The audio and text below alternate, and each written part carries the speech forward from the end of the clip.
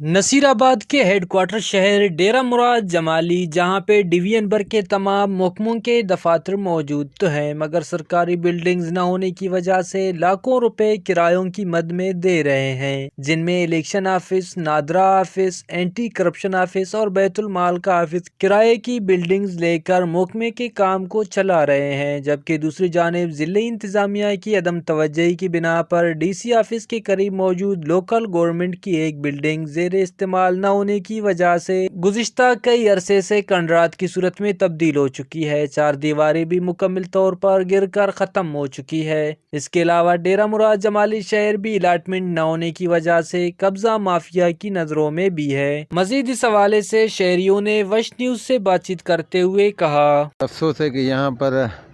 لا قانونیت اور یہاں پر کوئی گورننس نہیں ہے۔ یہاں پر جو بڑے بڑے عہدوں پر لوگ بیٹھے ہوئے ہیں وہ شاید یا بے شعور ہیں یا وہ چاہتے نہیں ہیں۔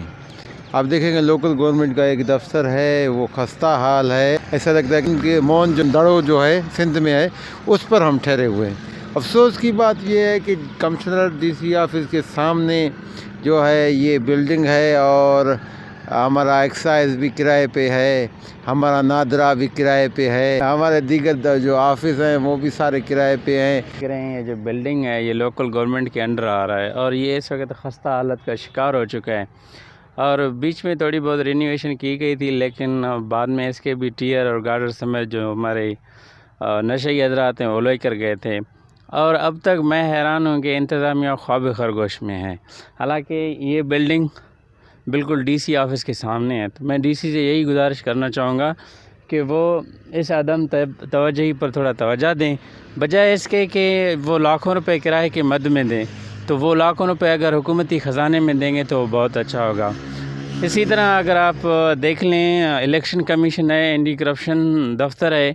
یا جو ہمارے پاس نادرا آفس ہے، وہ اس وقت لاکھوں روپے کرائے میں دے رہے ہیں۔ اگر وہ اس بلڈنگ پر توجہ دیں، اس کو اچھی طرح رینوویشن کرائیں، اس کو بنائیں۔ شہریوں کا کہنا تھا کہ ضلعی انتظامیہ کو چاہیے کہ وہ اس کنڈرات نما بلڈنگ کو نئے سرے سے تعمیر کروا کر سرکاری اداروں کے ہینڈ اوور کرے، تاکہ سرکاری زمین قبضہ مافیا کے گروہ سے بھی محفوظ رہے اور سرکاری اداروں کی جانب سے بلڈنگز کے لیے کرایہ کی مد میں لاکھوں روپیوں کو سرکاری خزانے سے ضائع ہونے سے بچایا جائے۔ کیمرہ مین معشوق رند کے ساتھ ریاض بلوچ، وش نیوز، نصیر آباد۔